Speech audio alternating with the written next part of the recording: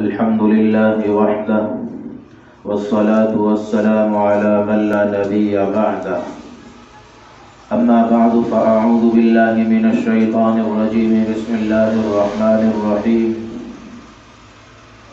إن الصلاة كانت على المؤمنين كتابا موقوتا صدق الله مولانا العلی العظیم۔ بزرگان محترم، عزیز ساتھیوں، گزشتہ کئی مجلسوں سے آپ حضرات کے سامنے فضیلت نماز کے عنوان پر کئی قرآن کریم کی آیتیں پیش کی گئیں، بیان کی گئیں۔ آج کی اس مجلس میں قرآن کریم کی کچھ اور آیتیں جو نماز کی فضیلت کو مختلف اور منفرد انداز میں بیان کرتی ہیں، ان کو بیان کرنا مقصود ہے۔ قرآن کریم کی ایک آیت محمد الرسول اللہ والذین معہ اشداء علی الکفار رحماء بینہم تراہم رکعا سجدا یبتغون فضلا من اللہ ورضوانا، سورہ فتح آیت نمبر 29۔ اس آیت میں اللہ تبارک و تعالیٰ نے نماز کی فضیلت صحابہ کرام کے عمل سے ثابت فرمائی ہے۔ آیت کا ترجمہ ہے محمد الرسول اللہ، محمد صلی اللہ علیہ وسلم اللہ کے رسول ہیں۔ والذین معہ اشداء علی الکفار، وہ لوگ جو حضور کے ساتھی ہیں یعنی صحابہ ہیں، کافروں پر بڑے سخت ہیں۔ رحماء بینہم، آپس میں بڑے رحم دل ہیں۔ تراہم رکعا سجدا، تو ان کو دیکھے گا کبھی رکوع میں کبھی سجدے میں۔ یبتغون فضلا من اللہ ورضوانا، یہ لوگ اللہ کے فضل اور اللہ کی خوشنودی کو تلاش کرتے ہیں۔ سیماہم فی وجوہہم من اثر السجود، ان کے چہروں پر، ان کی پیشانیوں پر سجدوں کے نشانات موجود ہیں۔ تو یہ آیت سورہ فتح کی جو صحابہ کرام رضی اللہ تعالی عنہم اجمعین کے اوصاف کو بیان کرتی ہے۔ اس آیت میں اللہ تعالیٰ نے صحابہ کی 3 بڑی خوبیوں کو، 3 بڑے اوصاف کو بیان فرمایا۔ پہلا وصف اور پہلی خوبی اشداء علی الکفار، کافروں کے معاملے میں بڑے سخت دل۔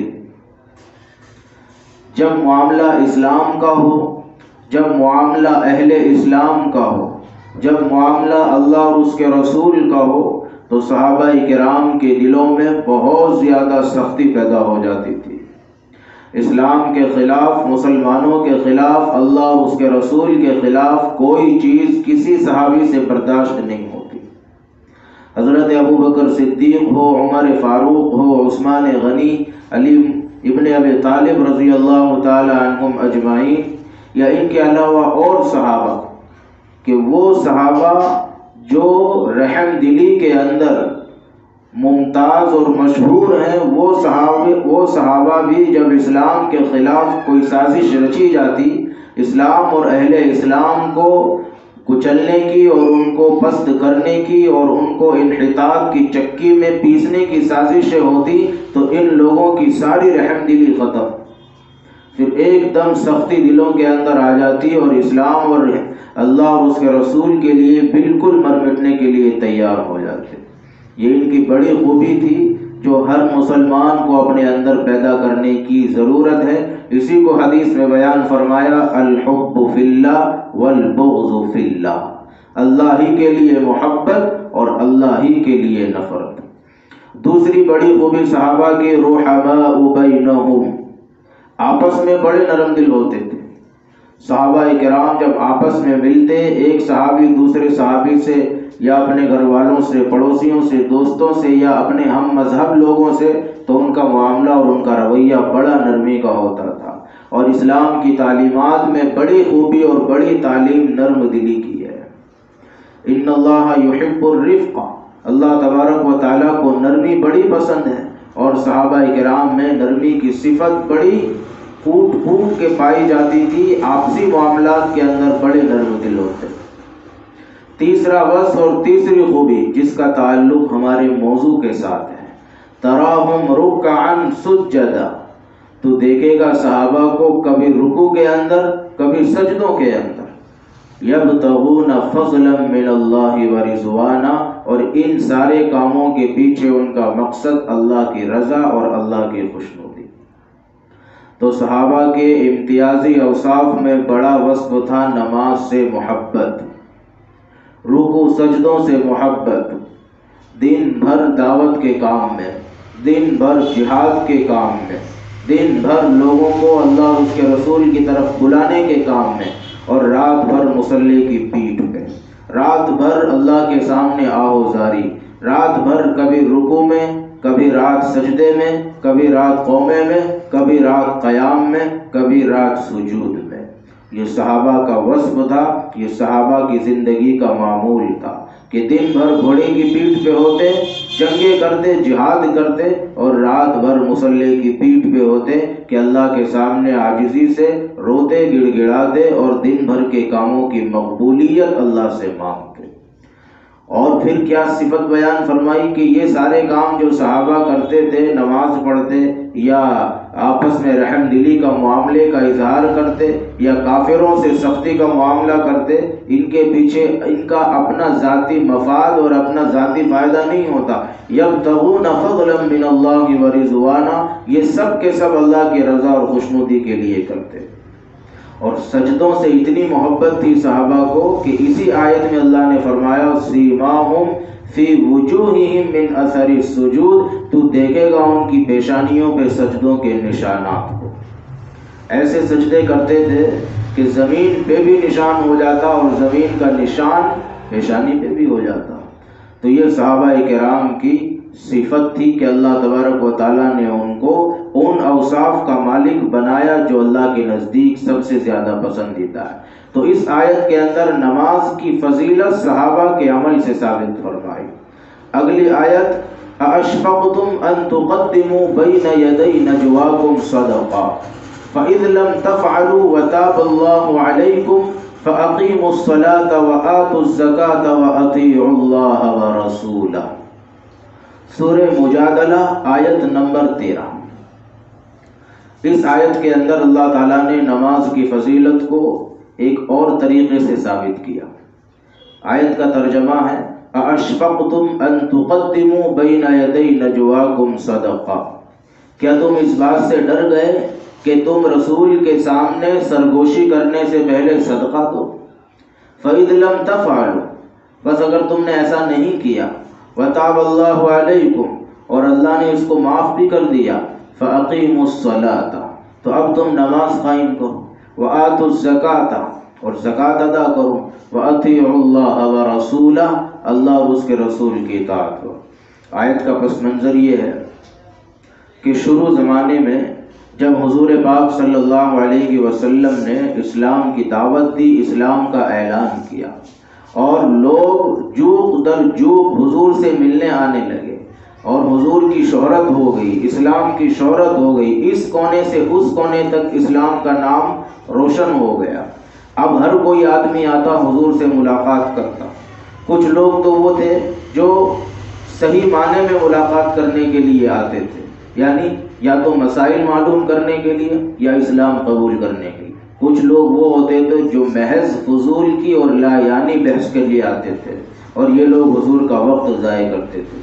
تو جب یہ معاملہ ہوا تو اللہ تعالیٰ نے ایک دستور بنایا، آیت اتری یا ایھا الذین آمنوا اذا ناجیتم الرسول فقدموا بین یدی نجواکم صدقہ، اے ایمان والو جب تمہیں رسول سے سرگوشی کرنی ہو، رسول سے خلوت اور تنہائی میں بات کرنی ہو، تو سب سے پہلے صدقہ دے دیا کرو۔ یہ قانون بنا، جس کسی کو اللہ کے رسول سے تنہائی میں بات کرنی ہے پہلے صدقہ دے، صدقہ دینے کے بعد پھر سرگوشی کرے، پھر حضور سے بات کرے۔ یہ قانون چلا۔ اس قانون کے کئی فائدے ہوئے۔ ایک فائدہ تو یہ ہوا جو لوگ محض بحث کرنے کی نیت سے آتے تھے یا بیکار کی بات کرنے آتے تھے جو حضور کا وقت ضائع کرنے کے لیے آتے تھے وہ لوگ کٹ گئے، کیونکہ جب جب آنا ہو تب تب صدقہ دینا ہے۔ دن میں 10 مرتبہ حضور سے ملاقات کرنی ہے تو 10 مرتبہ صدقہ دینا پڑے گا، پھر اس کے بعد ملاقات کرنی، تو وہ لوگ کٹ گئے۔ اب وہی لوگ آتے تھے جن کو وہ ضرورت حضور کی ہوتی تھی، جنہیں مسائل معلوم کرنے ہوتے یا پھر جنہیں اسلام قبول کرنا ہوتا۔ یہ قانون بن گیا، مگر صحابہ کرام پر یہ قانون گرا گزرا، کیونکہ صحابہ میں کچھ وہ ہوتے تھے جنہیں دن میں کئی مرتبہ حضور سے بات کرنی ہوتی تھی، کئی مرتبہ حضور سے تنہائی میں ملاقات کرنی ہوتی، تو اب وہ جب بھی ملاقات کرنے جاتے تو پہلے صدقہ دیتے۔ تو یہ ایک مسئلہ ان کے لیے بن گیا تھا، تو اللہ تعالیٰ نے اگلی آیت میں ان کے اس مسئلے کو حل کیا اور پرانے قانون کو تبدیل کیا۔ فرمایا اَأَشْفَقْتُمْ أَن تُقَدِّمُوا بَيْنَ يَدَيْ نَجْوَاكُمْ صَدَقَةً، اگر تمہارے اندر یہ طاقت نہیں ہے کہ تم ہر ملاقات پر، ہر سرگوشی پر اور ہر حضور سے خلوت میں ملاقات کرنے پر صدقہ نہیں دے سکتے، تو پھر تمہیں 3 کام کرنے پڑیں گے۔ فَإِذْ لَمْ تَفْعَلُوا وَتَابَ اللَّهُ عَلَيْكُمْ، اگر تم ایسا نہیں کر سکتے اور اللہ تعالیٰ تمہارے ایسے نہ کرنے پر تمہاری غلطی کو مانتا ہے، تمہارے گناہ کو قبول، تمہاری توبہ کو قبول کرتا ہے، اب 3 کام کرنے۔ فَأَقِيمُوا الصَّلَاةَ، نماز کی پابندی کریں، وَآتُوا الزَّكَاةَ، زکوٰۃ کا اہتمام کریں، وَأَطِيعُوا اللَّهَ وَرَسُولَهُ، اللہ اور رسول کی اطاعت کریں۔ تو ایک قانون ختم کیا کہ اب تمہیں رسول سے ملاقات کرنی ہے تو صدقہ دینے کی ضرورت نہیں ہے، بغیر صدقہ دیے بھی رسول سے، نبی سے ملاقات کر سکتے ہو، ان سے سرگوشی کر سکتے ہو، مگر اب تمہیں 3 کام پابندی سے کرنے پڑیں گے۔ نماز کا اہتمام کرنا ہے، مال ہونے پر زکوٰۃ کا اہتمام کرنا ہے، اور ہر عمل میں اللہ اور اس کے رسول کی اطاعت کرنی ہے۔ اگلی آیت، یوم یکشف عن ساق ویدعون الی السجود فلا یستطیعون خاشعة ابصارهم ترهقهم ذلة وقد كانوا يدعون الی السجود وهم سالمون۔ سورہ قلم آیت نمبر 42۔ اس آیت میں نماز نہ پڑھنے پہ وعید ہے اور بڑی خطرناک وعید ہے۔ آیت کا ترجمہ ہے یوم یکشف عن ساق، جس دن ساق کی تجلی فرمائی جائے گی، جس دن ساق کو کھولا جائے گا، وَيُدْعَوْنَ إِلَى السُّجُودِ، اور لوگوں کو سجدے کی طرف بلایا جائے گا، فَلَا يَسْتَطِيعُونَ، مگر لوگ سجدہ نہیں کر پائیں گے، اور خَاشِعَةً أَبْصَارُهُمْ، ان لوگوں کی نگاہیں جھکی ہوئی ہوں گی، تَرْهَقُهُمْ ذِلَّةٌ، ذلت ان پر چھائی ہوئی ہوگی، وَقَدْ كَانُوا يُدْعَوْنَ إِلَى السُّجُودِ وَهُمْ سَالِمُونَ، اور یہ لوگ دنیا میں سجدوں کی طرف بلائے جاتے تھے صحیح سالم ہونے کی حالت میں، مگر سجدے نہیں کرتے تھے۔ آیت کا پس منظر اور آیت کا خلاصہ یہ ہے کہ قیامت کے دن ایک خاص منظر ہوگا، ساق کی تجلی ہوگی۔ ساق کے معنی آتے ہیں پگھلی کے، یہ ایک خاص تجلی ہے جس کی کیفیت کسی کو معلوم نہیں ہے۔ یہ جب تجلی ہوگی، یہ جب انوار اور اللہ کی روشنی اللہ کی طرف سے ظاہر ہوگی، جب ہی بندے کو پتہ چلے گا کہ یہ کیسی تجلی ہے، یہ کیسی روشنی ہے، یہ کیسا نور ہے۔ تو میدان محشر میں قیامت کے دن جب ساق کی تجلی ہوگی تو وہ تجلی ایسی ہوگی کہ ہر شخص کو سجدے میں ڈال دے گی۔ اس تجلی کو، اس نور کو دیکھنے کے بعد ہر بندہ سجدے میں چلا جائے گا، لیکن اسی مجمع کے اندر، انہی لوگوں کے اندر کچھ وہ لوگ بھی ہوں گے جو اس تجلی کو دیکھنے کے باوجود سجدے میں نہیں جائیں گے، جو اس نور اور روشنی کو دیکھنے کے باوجود سجدے میں نہیں جائیں گے۔ یہ کون لوگ ہوں گے؟ قرآن کہتا ہے یہ وہ لوگ ہوں گے جنہیں دنیا میں کہا جاتا تھا کہ نماز پڑھ لو، مؤذن کہتا تھا حی علی الصلاۃ، نماز کی طرف آ جاؤ، حی علی الفلاح، کامیابی کی طرف آ جاؤ، مگر یہ لوگ اس کی دعوت کو نکار دیتے تھے، اس کی دعوت کا انکار کر دیتے تھے اور مسجد کی طرف نہیں آتے تھے، سجدے نہیں کرتے تھے، جبکہ حالت یہ تھی کہ یہ تندرست تھے، صحیح سالم تھے، سجدے کرنے پر قادر تھے، مگر اس کے باوجود سجدے نہیں کرتے تھے۔ آج اس کا بدلہ اللہ تبارک و تعالیٰ انہیں ایسے دے گا کہ ساری دنیا آدم علیہ السلام سے لے کے قیامت تک آنے والا آخری شخص اس تجلی کو دیکھ کے سجدے میں ہوگا، اور یہ وہ لوگ ہوں گے جو چاہ کے بھی سجدہ نہیں کر پائیں۔ حدیث میں یہاں تک آتا ہے کہ ان کی کمر تختہ بنا دی جائے گی، تختہ بن جائے گی، جیسے لکڑا کٹتا نہیں ہے، مڑتا نہیں ہے، اسی طریقے سے ان کی کمر جو ابھی فولڈ ہوتی ہے، جو ابھی مڑ جاتی ہے رکوع میں بھی اور سجدے میں بھی، قیامت کے دن جو لوگ دنیا میں سجدے پہ قادر ہونے کے باوجود سجدہ نہیں کرتے تھے، ان کی کمر میں لوہے کا سیسا ڈالا جائے گا اور ان کی کمر کو تختہ بنایا جائے گا، اور یہ رکوع کرنے جائیں گے اور رکوع ان سے ہو نہیں پائے گا۔ یہ سجدے میں گرنا چاہیں گے لیکن کمر اتنی کڑک ہوگی کہ سجدے میں جا نہیں پائے۔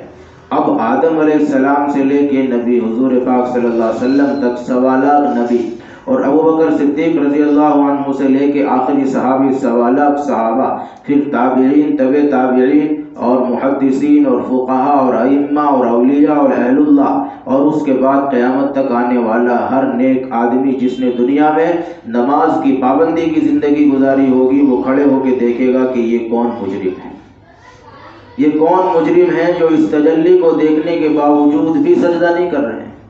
اور ہر شخص کے سامنے اس کا عیب کھل جائے گا، ہر شخص کے سامنے یہ بات ظاہر ہو جائے گی کہ یہ بے نمازی شخص ہے، اور اس کی کیفیت کیا ہوگی؟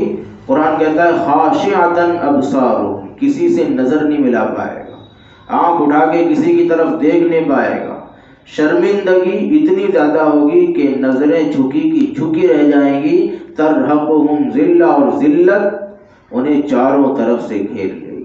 یعنی وہ آدمی چاہے گا کہ کہیں چھپ جاؤں، چھپنے کی جگہ نہیں ملے گی، وہ سوچے گا آگے پیچھے پردہ ڈال دیا جائے، کوئی پردہ نہیں ہوگا، وہ چاہے گا کہ کچھ بولوں، وہ بول نہیں پائے گا، وہ چاہے گا کہ رکوع کر لوں دکھاوے کے لیے، سجدہ کر لوں دکھاوے کے لیے، وہ کر نہیں پائے گا۔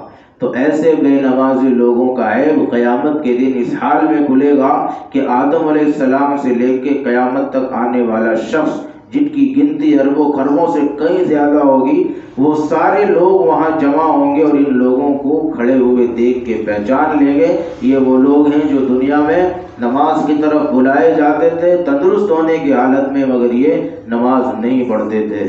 اللہ تبارک و تعالی ہم سب کو کہنے سننے سے زیادہ عمل کی توفیق عطا فرمائے۔ وما علیک الا البلاغ۔